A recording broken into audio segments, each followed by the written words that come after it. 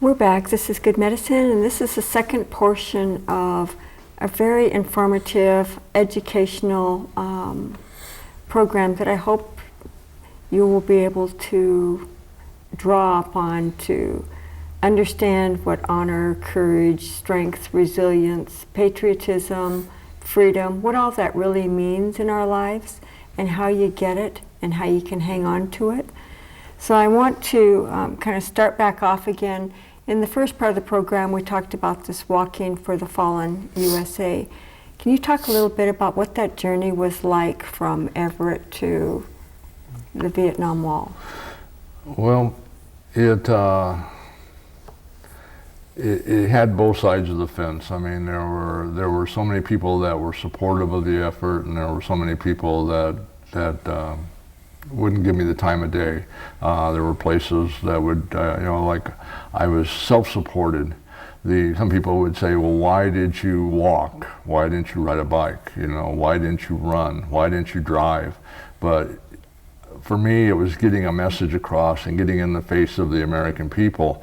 If I had run, for instance, I was averaging about 20 miles a day over an 8 to 10 hour period. If I ran, I could have done it in 4 hours. If I would have rode a bike, I could have done it in 2 hours. If I would have drove a car, it could have been done in 20 minutes. But it wasn't the point. The point was to take the message to the people.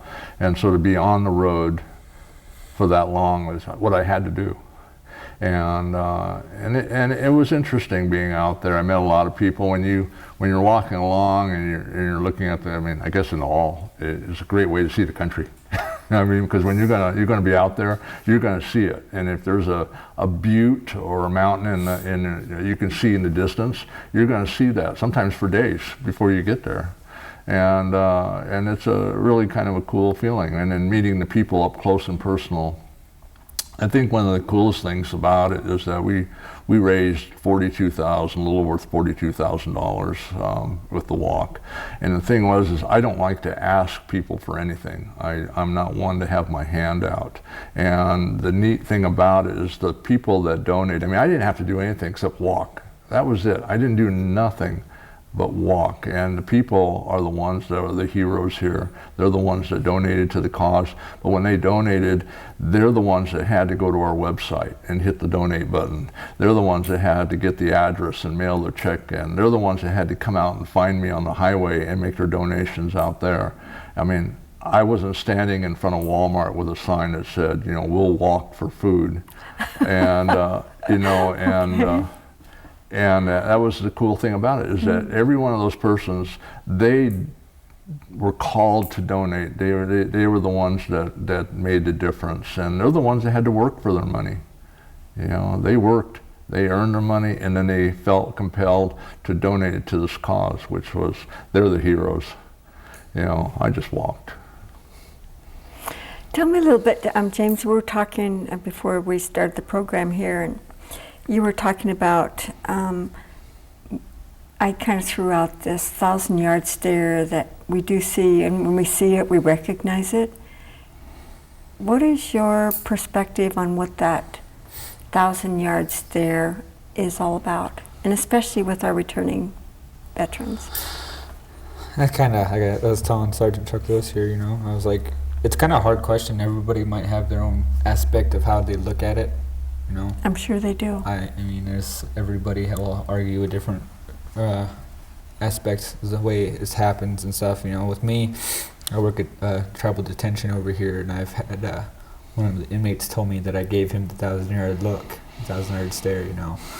That he'd seen the, all jokingness aside, go away in the intent, of being serious, and it was just like, I went from having fun and playing around and joking with these guys and doing my daily bit with them to, I was trained, I learned how to shoot, I learned how to do hand-to-hand combat, I learned a lot of ways to kill, pretty much is what it was, but I don't want to say it like that. Not every military member learns to kill.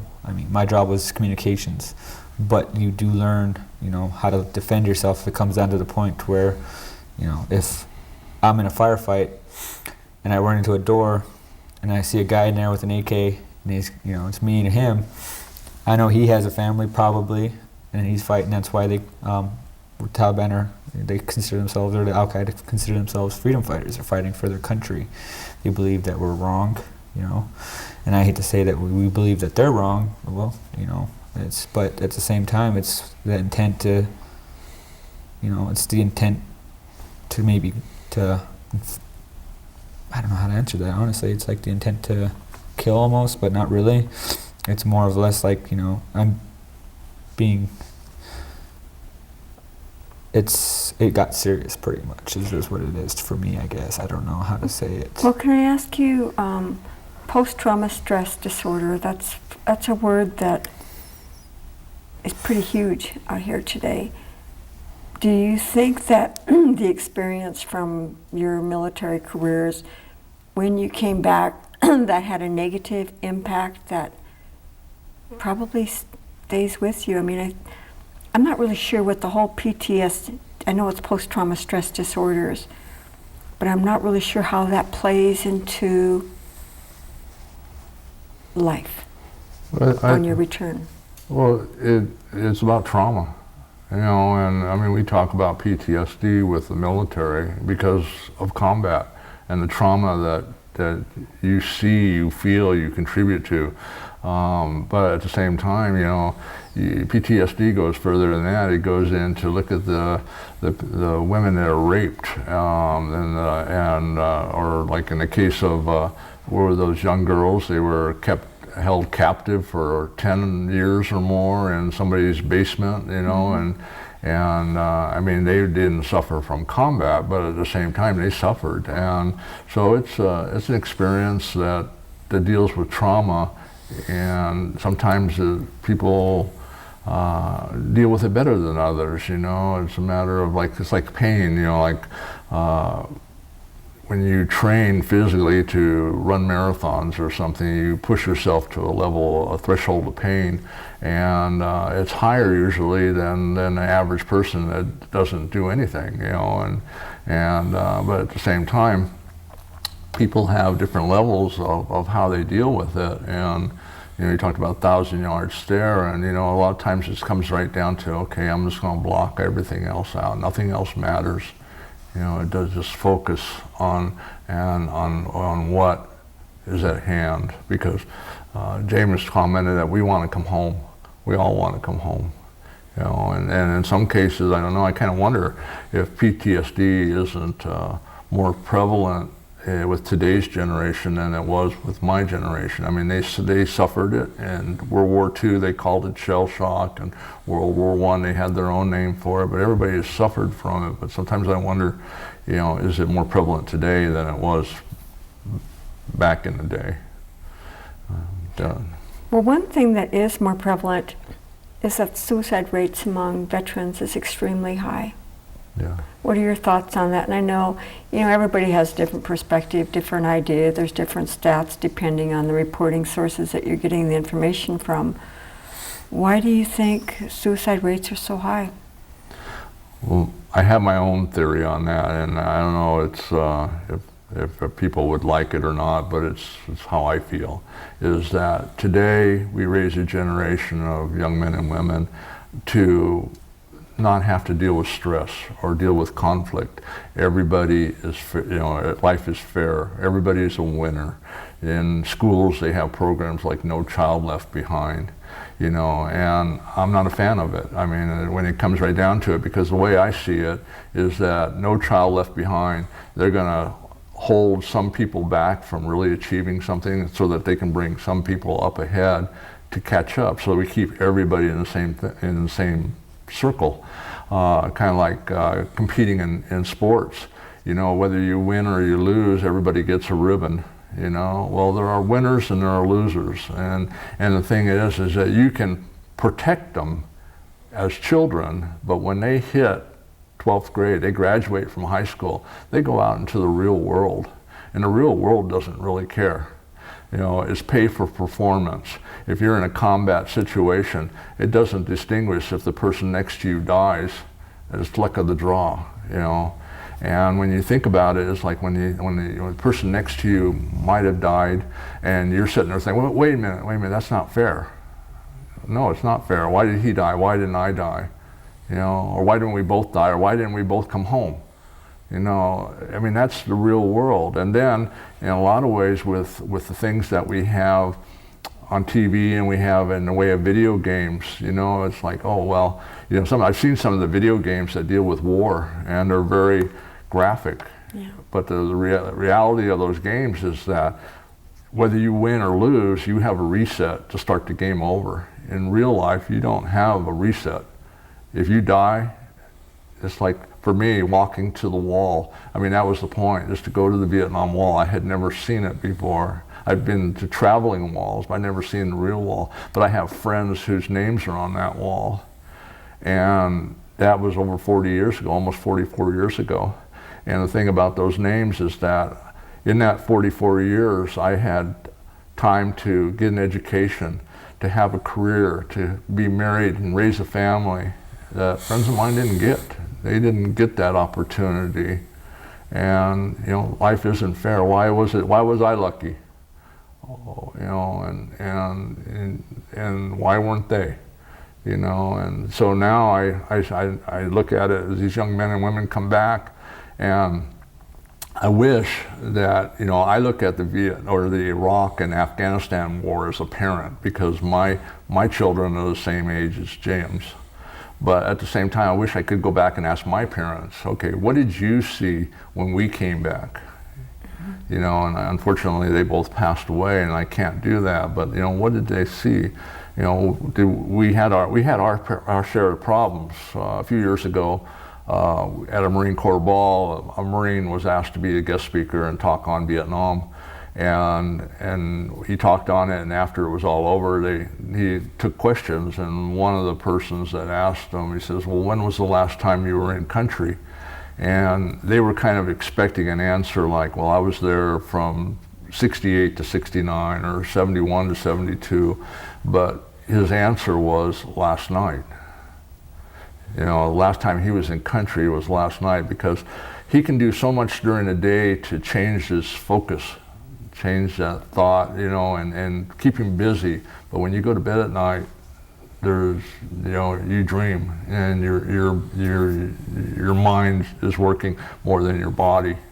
And so, you know, I always like to use an example of a movie I like. It was called Major Payne. And in Major Payne, in the opening scenes, he's walking through a firefight, and then one of his men has been shot, and he's screaming about being hit. And he walks up to him, and he tells this man to stick out his finger, and he takes the finger and he breaks it. And immediately the guy starts screaming about how much his finger hurt. He says, yeah, but your arm don't hurt no more, does it? And it's only there to point out the fact that, and my wife's going to disagree with this, it's a guy thing. You know, it's hard to focus on two things at the same time. And she would be quick to say, well, that's only a guy thing. Women can do it all the time. And so the thing is, but you know, it's hard to focus on two things at the same time. So as soon as he was focused on how much his finger hurt, it took his mind off how much his arm hurt. You know, and so, you know, but it's all in the head. And sometimes I think today, the kids aren't trained to deal with crisis. They aren't trained to deal with stress, because they want to make life fair. Wow, that's interesting. I mean, I'm glad that was a very good response. You know, and on this program, the thing about, you know, I love this program. I love Good Medicine. I love the college. I love the staff, because you have an opportunity to be honest and genuine with who you are, what your thoughts are, whatever they are. It's helpful for people to learn from each other. We're getting ready to wind down, looks like. I mean, this is like our second segment. I think we could easily have another one. But I kind of want to talk a little bit about what happened with the flag. And we've only got like a minute and a half, maybe. What happened? When I went to school, we did the Pledge of Allegiance. And I can remember, that started off the day. It was like a ritual. It was something, even though I didn't really understand what all of it was, we all did something together. There was a flag, it was kind of a nice thing. Everybody was doing the same thing. What happened? Why isn't the Pledge of Allegiance in a lot of schools anymore? What's your thoughts on that? Is it like religion? Is it like the words are just too hard for our ears to hear? What's the deal with?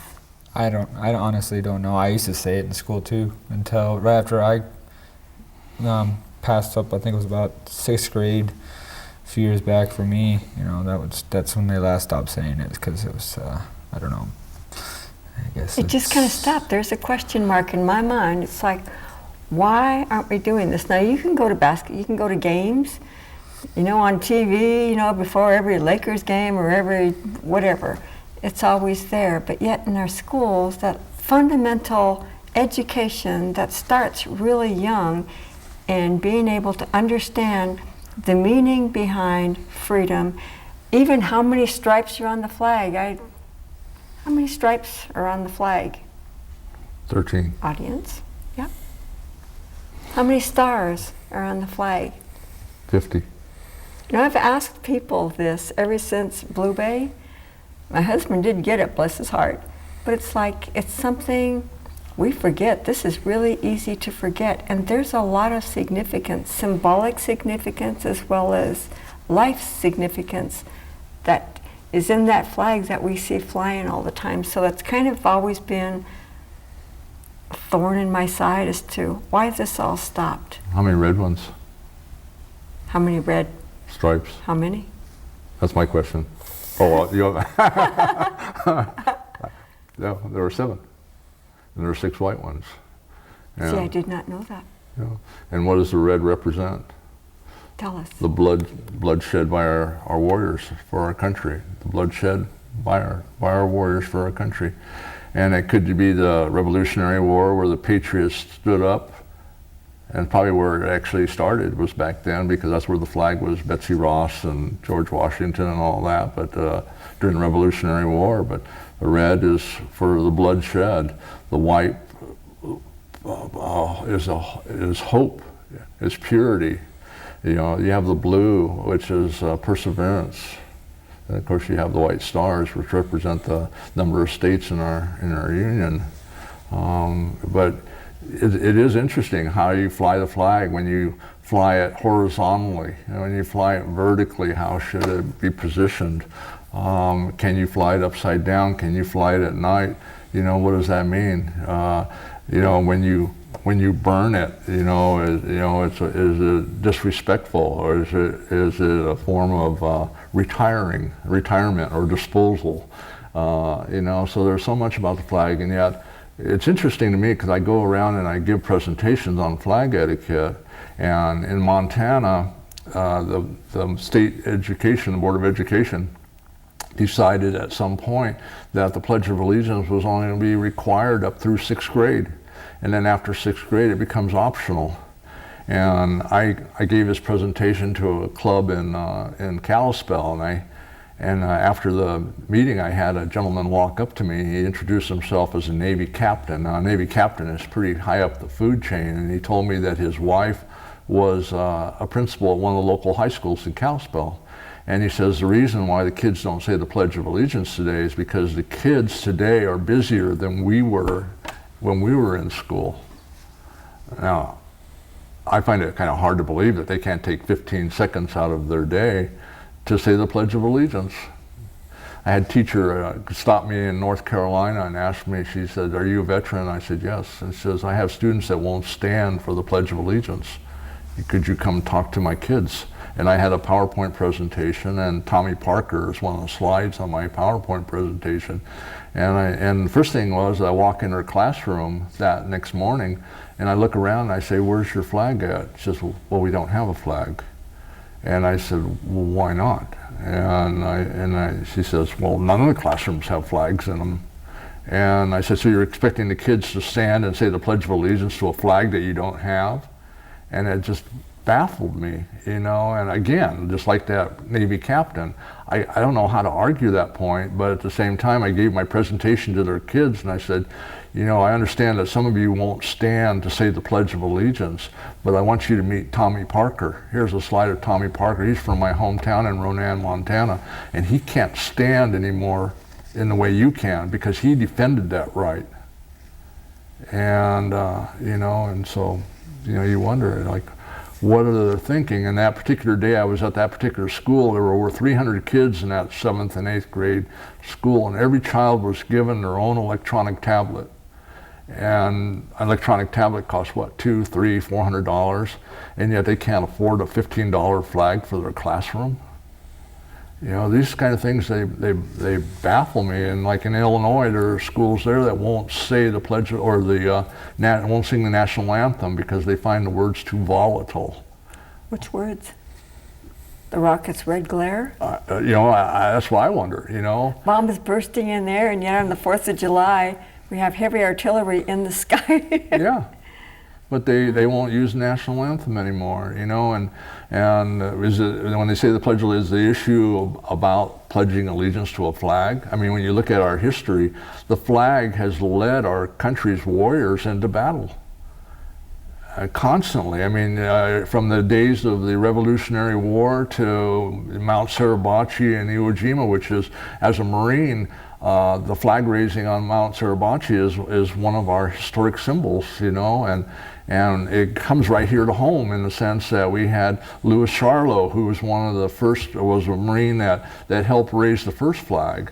And the second flag that went up, which is where the picture has been taken, that flag came off the ship, the USS Missoula.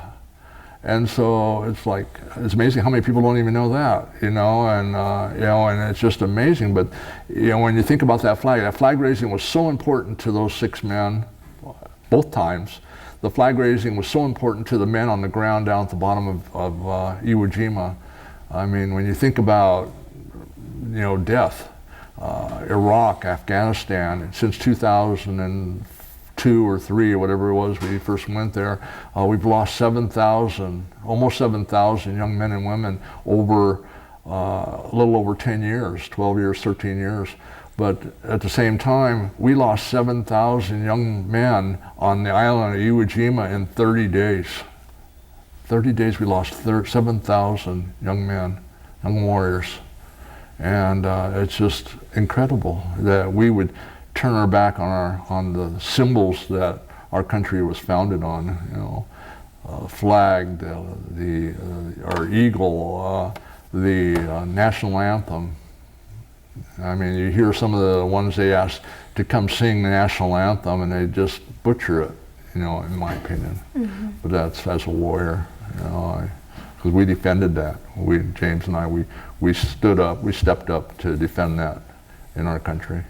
Having served the country, do you feel upon return, there's always, like health, I hear a lot of people kind of out of the side of their mouth talking about the Veterans Administration and the help that's being offered to our veterans.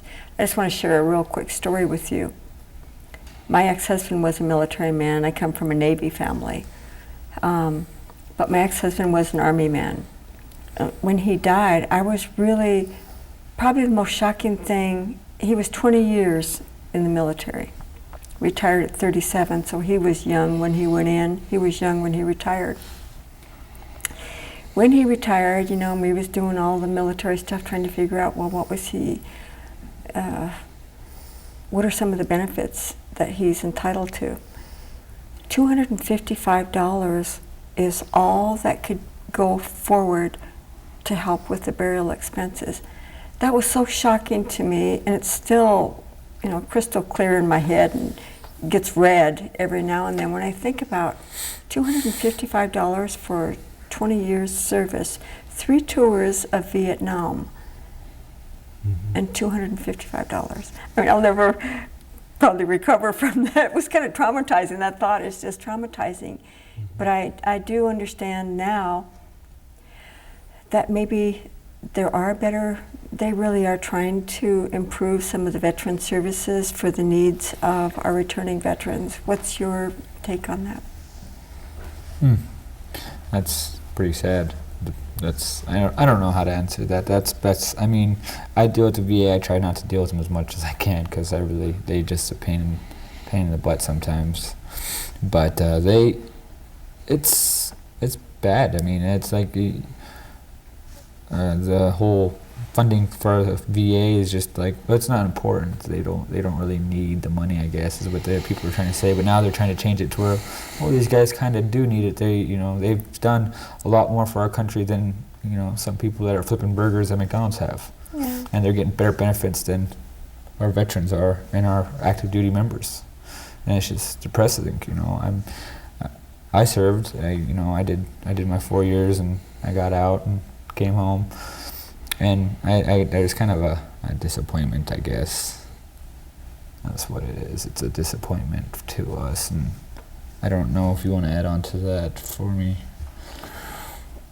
I always have a lot to say about everything, I'm sorry, but Well, you've got about 1 minute and a half. I thought we was over like 5 minutes ago, but we're still going. So we do only have 1 minute left. Oh, well, maybe we ought to save it for another show. I mean, yeah, I know. Yeah, this whole thing is it could go on forever. We could discuss and discuss and discuss and never really hit it on the head, I'd say. Well, I would share that we took an oath. We took an oath, and we signed up for 4 years of physical service, mental physical service. But we took an oath that's lifelong, and that oath was to defend this country against all enemies, foreign and domestic. And when you think about the young men and women that are dying today by their own hand from the VA and other things, sometimes I can't help but wonder that where's our enemy? Is our enemy on a foreign soil, or is our enemy right here in our country?